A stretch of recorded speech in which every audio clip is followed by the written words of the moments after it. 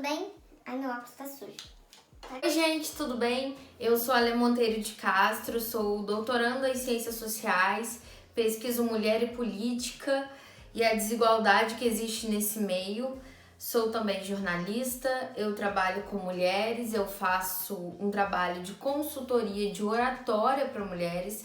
Eu ajudo as mulheres a falarem melhor, a se expressarem bem em reuniões, apresentações e também a se sentirem mais seguras para todos os processos, os sonhos, os desejos, a própria imagem dela quando ela se olha no espelho, quando ela vai para uma reunião, o que ela pensa sobre ela mesma, será que ela é capaz? Tudo isso a gente conversa muito nessa minha consultoria de oratória que trabalha o empoderamento feminino. Por isso me senti quase que na obrigação, como eu tenho produzido conteúdo voltado para as mulheres e é o que eu estudo, que eu pesquiso no meio acadêmico, também é a parte prática da minha vida. Eu sou super feliz, como já disse aqui várias vezes, em trabalhar para mulheres com a minha consultoria e a dar voz a elas, ou não, né, na verdade, a fazê-las perceber a voz que elas já têm. Isso é muito gratificante, é muito lindo, é algo que eu fico emocionada em algumas aulas e aí eu vejo algo na TV que eu preciso comentar.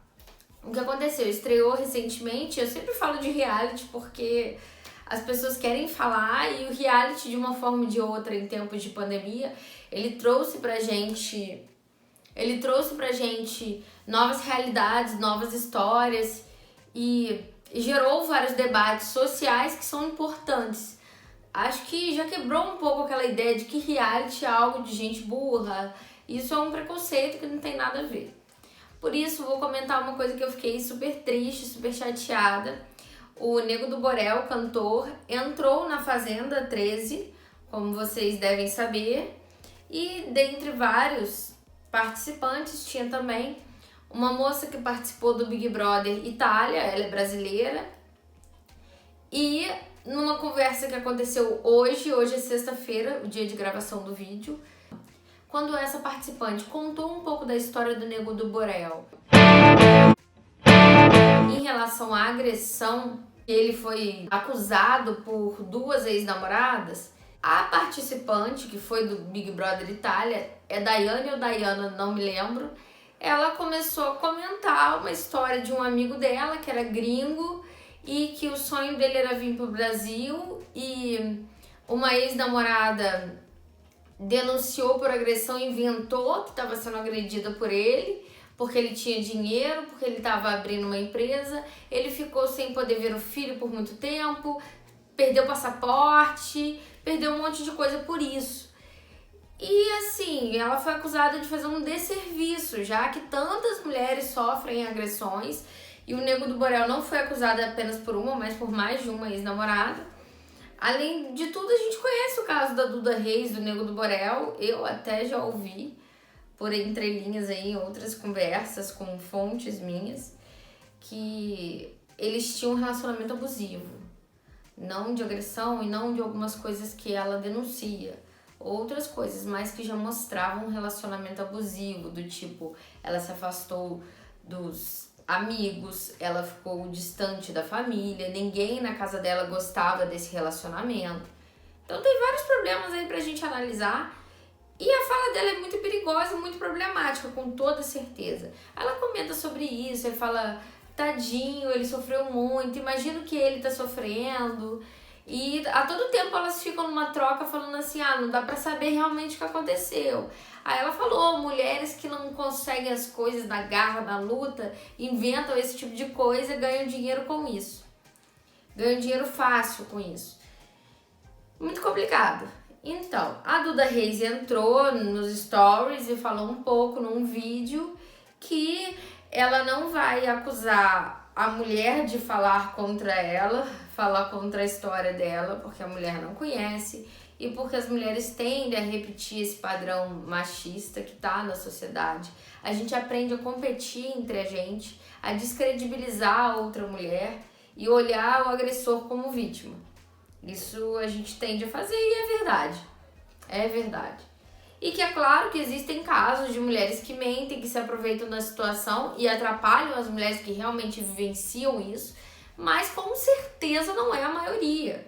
E existe justiça, as coisas vão acontecendo. Apesar da justiça ainda ser muito problemática, ter a Lei Maria da Penha e DEANs, mas ainda assim, muitas vezes a mulher chega numa delegacia normal porque não tem DEAN na região dela e vive uma situação difícil, constrangedora. Muitas mulheres, a Duda ainda é uma mulher branca, rica, privilegiada, famosa. Muitas mulheres, não que seja fácil para ela, muitas mulheres são mulheres negras, pobres, que às vezes dependem financeiramente do marido e vivenciam vários outros problemas que se torna mais difícil ainda delas terem credibilidade quando vão denunciar. Então é muito difícil para as mulheres denunciarem.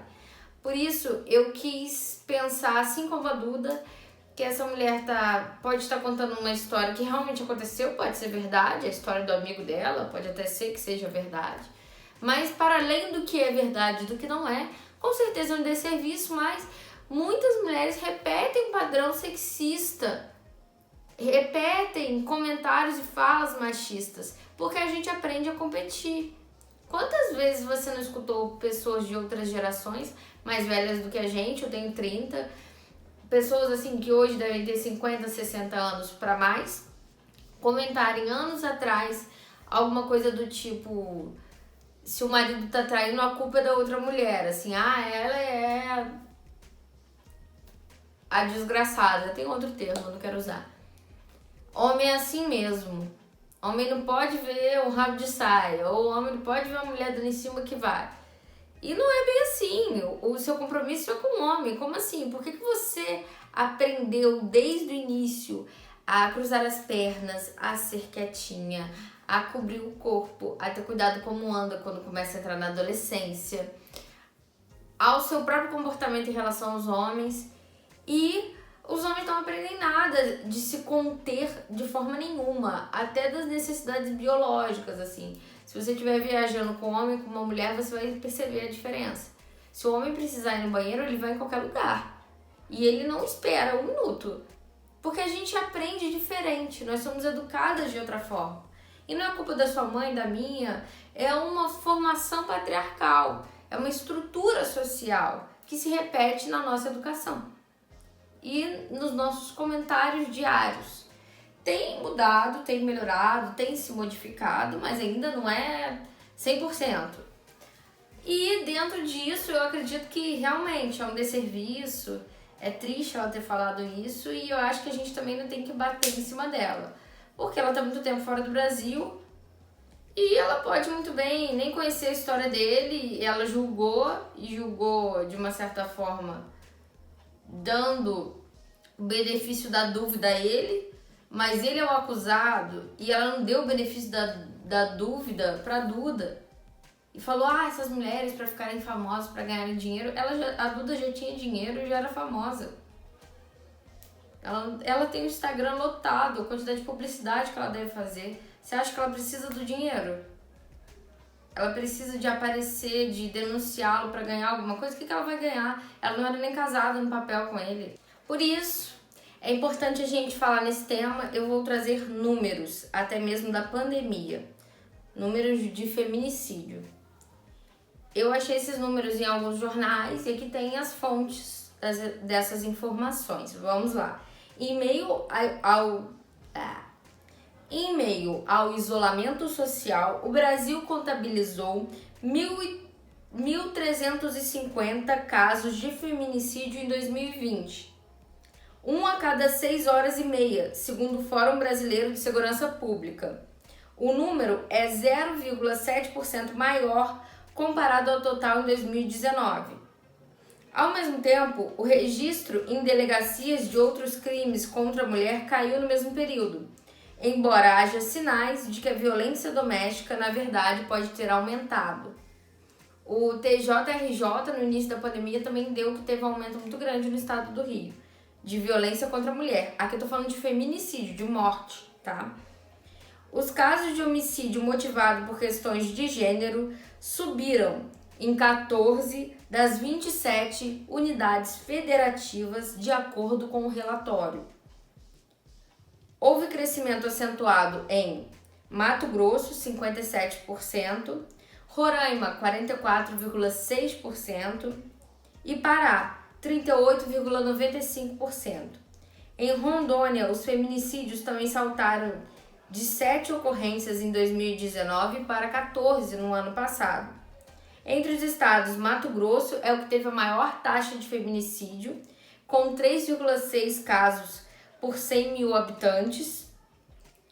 Isso valendo lembrar, feminicídio eu estou dizendo morte, não só agressão, tá? Na situação inversa, o Distrito Federal é responsável pelo melhor índice, 0,4, seguido por Rio Grande do Norte, 0,7, São Paulo, 0,8, Amazonas, 0,8 e Rio, 0,9. 3 a cada 4 vítimas de feminicídio tinham entre 19 e 44 anos. A maioria, 61,8%, era negra. Como eu falei, é muito mais difícil, não que a Duda não tenha sofrido. Isso prova que gênero, ser mulher faz diferença. Ela tem dinheiro, ela tem fama, ela é branca, loura dos olhos azuis. Padrão. Ainda é jovem. Ainda assim, ser mulher fez diferença. Mas aqui eu tô dizendo que a maioria era negra. Então, a mulher negra, pobre, da periferia, ela tem uma dificuldade muito maior para fazer uma denúncia, para ter acesso, para ter um bom advogado, para poder chegar ali nos finalmente, para poder ter um exame de corpo de delito, que alguém dê bola, dê credibilidade para o que ela está dizendo. E para também os olhares da sociedade, em qualquer lugar que ela esteja. Em geral, o agressor é uma pessoa conhecida, isso eu tô falando de feminicídio, e não necessariamente briga de marido e mulher.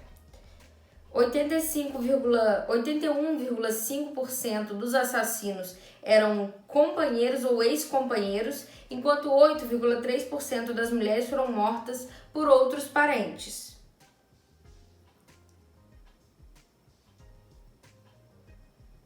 Ao contrário dos homicídios comuns, em que há maior prevalência de armas de fogo, as armas brancas foram mais usadas contra as mulheres.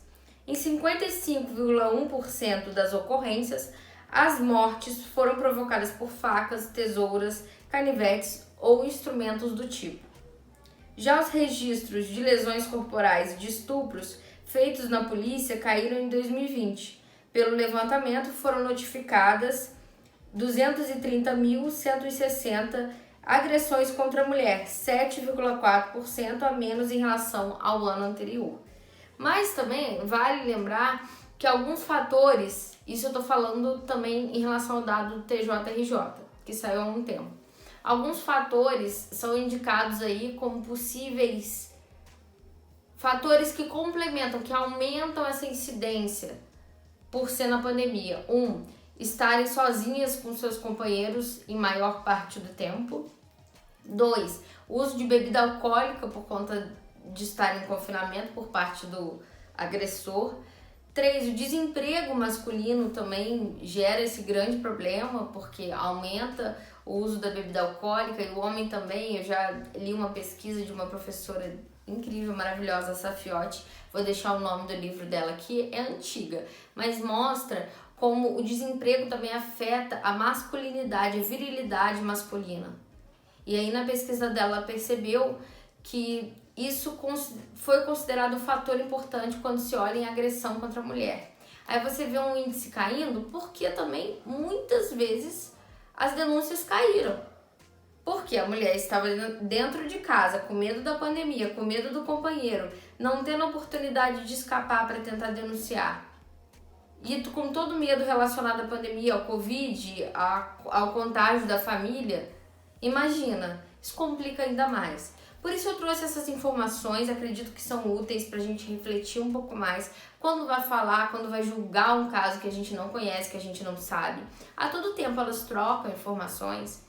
Ela e a Solange, que está conversando com ela, elas conversam sobre é importante, que a gente nunca vai saber, a gente não estava lá, não dá para julgar, mas ao mesmo tempo ela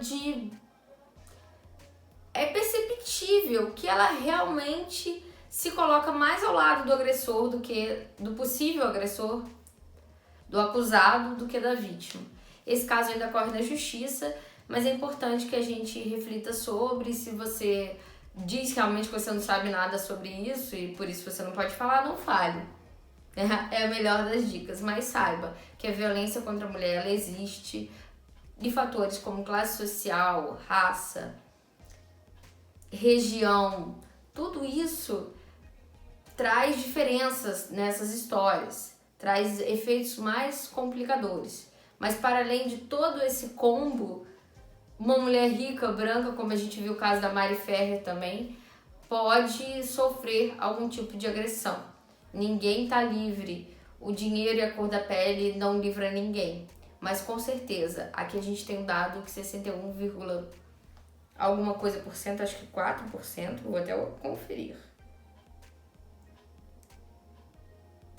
61,8% das mulheres eram negras. Isso é feminicídio, isso é morte. Então é muito importante também que a gente tenha esse olhar para compreender que a mulher negra sofre ainda mais. É importante que a gente olhe para isso. Tá bom?